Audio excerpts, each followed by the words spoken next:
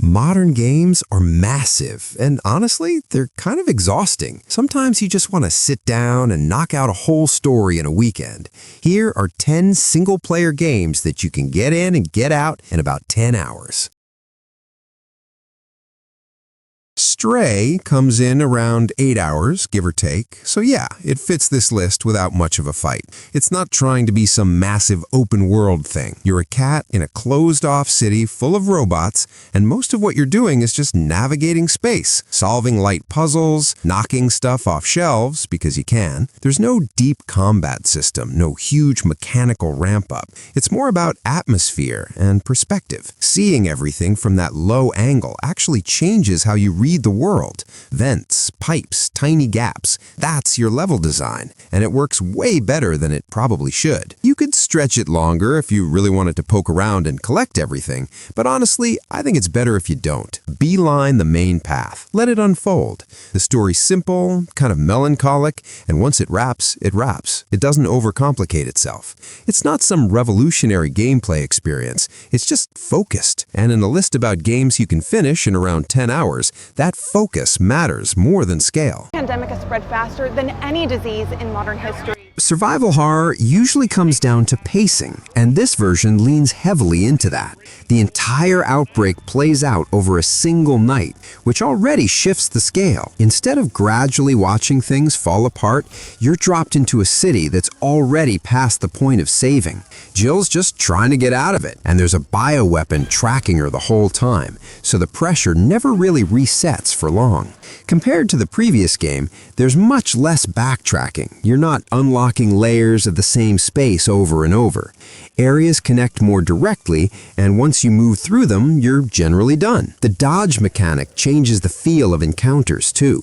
Movement matters more than holding position, so fights don't stretch out the same way. Streets, tunnels, interiors, they're detailed, but they're mostly there to move you forward rather than anchor you in place. The length ended up being the main criticism. A full run usually lands around 6 or 7 hours. That's short, especially next to bigger releases, and some people expected more. At the same time, there isn't much repetition built into it. It doesn't linger in any one system long enough for it to wear thin. Whether that trade-off works probably depends on what you wanted out of it. But if the goal is something you can finish in under 10 hours, it sits comfortably there. I thought it was time I heard the stories. What remains of Edith Finch comes in at about 4 to 5 hours. You play as Edith, walking through this crooked, sprawling house, opening doors, peeking into rooms, reading notes about the family. Then suddenly, you're living someone else's memory. A baby in a bathtub, a kid swinging through the air, a few moments that are completely bizarre. The house twists constantly, staircases that don't make sense, hallways that bend, tiny details hidden in corners. Some memories are sad, some funny, and some strange enough to make you stop and look around. You can take your time poking through rooms or just move along. Either way, it doesn't take long to see the story. By the end, you've met the family, seen their patterns and tragedies, the little absurdities and moments of triumph. Each memory is its own short story, jumping from one person to the next, and it all comes together in a way that's surprisingly full. Our sources. The attacks were aimed at catching the attention. Robocop Rogue City lands somewhere around 10 hours if you're mostly sticking to the main missions. You can spend longer in it, but the core path isn't massive. What stands out immediately is how slow it feels compared to most shooters. You're not sliding into cover or double jumping across rooftops. You move forward at a steady pace and absorb damage while returning it. Gunfights are about control more than speed. You enter a space, identify threats, clear it methodically. There are investigative stretches between the heavier combat sections and some light skill upgrades that change how you handle certain encounters. But the identity never really shifts. You're there to enforce order with overwhelming force. That's the lane. It's rough around the edges in places. Some animations are stiff. Some side objectives feel functional rather than memorable. But as a focused power fantasy built around that specific character, 10 hours is about the right amount of time to spend inside it. A Plague Tale: Innocence follows Amicia and Hugo through a grim, rat-infested France that's part plague, part war zone. You sneak through villages, dark forests, and crumbling estates, trying to stay out of sight while swarms of rats push you into careful timing and quick thinking. Combat is light, more about distraction than fighting, and puzzles pop up constantly to break up the tension. Some sections are tense, some frustrating, and some are just gorgeous to look at. The story is quiet, heartbreaking at times, and moves along steadily. Environments constantly shift, muddy streets to candlelit halls to sun-drenched fields, and each area has its own hazards, hiding spots, and little curiosities to find. The main story comes in at around 11 hours, though you can explore a bit longer. The mix of stealth, puzzle solving, and storytelling makes it feel like a full, complete experience without it getting tedious. Slingshotting off an enemy's own fireball to reach a high ledge is the exact moment this clicks. This is a game about keeping your feet off the ground for as long as possible, not a slow-paced explorer. The bash mechanic turns every incoming projectile into a traversal tool, letting you catapult through thorns and gaps with zero downtime. Those massive escape sequences, where a tree is flooding or a volcano is erupting, demand a perfect 3-minute run of jumps and air dashes with the music cranked to 10. It takes roughly 8 hours to reach the end, leaving you with a map that's been fully conquered by the time the movement stops evolving. Most of the tension here comes from feeling small in spaces clearly built for something else. You slide through vents, dart under tables, watch huge shapes move past while you try not to misjudge a jump or a hiding spot. Timing and observation carry almost everything. Sometimes you see the solution instantly. Other times you just keep trying until the route finally clicks.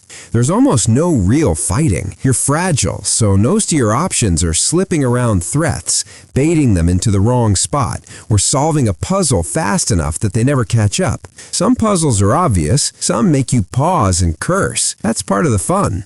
Rooms lean hard into exaggeration. Furniture, plates, hooks, and machinery all sit at wrong sizes and angles that make you pay attention to where you can actually move. It's cramped, heavy, and unpleasant in a way that works. You end up remembering specific layouts and camera angles long after you've cleared them. Both games wrap up before the systems go stale. The first is a short run. The second gives you a bit more time in that world. And together, they feel like a contained set of nightmares you can knock out over a weekend without getting numb to the tension. Ember Lab's animation roots shine through in every fluid character motion and color-drenched world.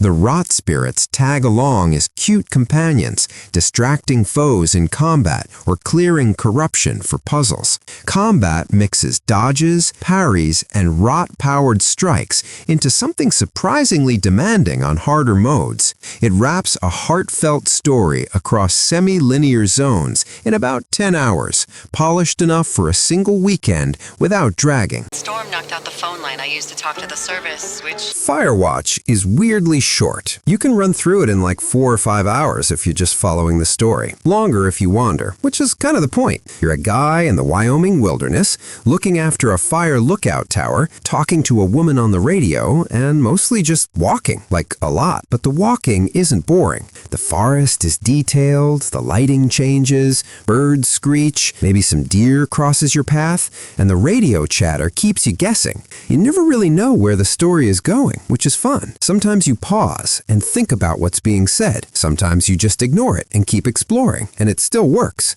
It's a quiet kind of tension. No combat, no real puzzles, but choices matter in small ways, and the way the world reacts to you, even tiny things, makes it feel alive. And yeah, 4 or 5 hours isn't much, and that's fine. It tells its story, you watch it unfold. Some people might call it minimalistic or too light on gameplay. Sure, maybe, but the writing, the forest, the radio back and forth, it sticks with you longer than you expect, even though you're done in one evening.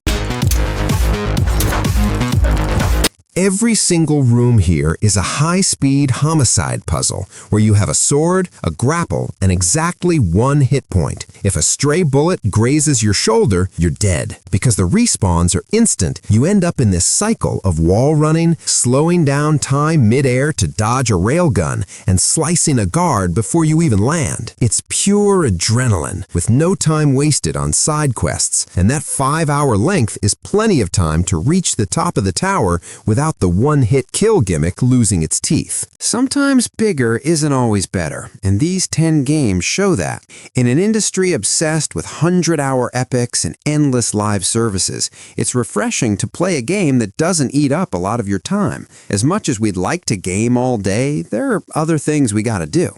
But that's just our take. What are some of your favorite games that we missed? Let us know down in the comments. If you enjoyed the video, give it a like and consider subscribing for more. We really appreciate you watching. Take care.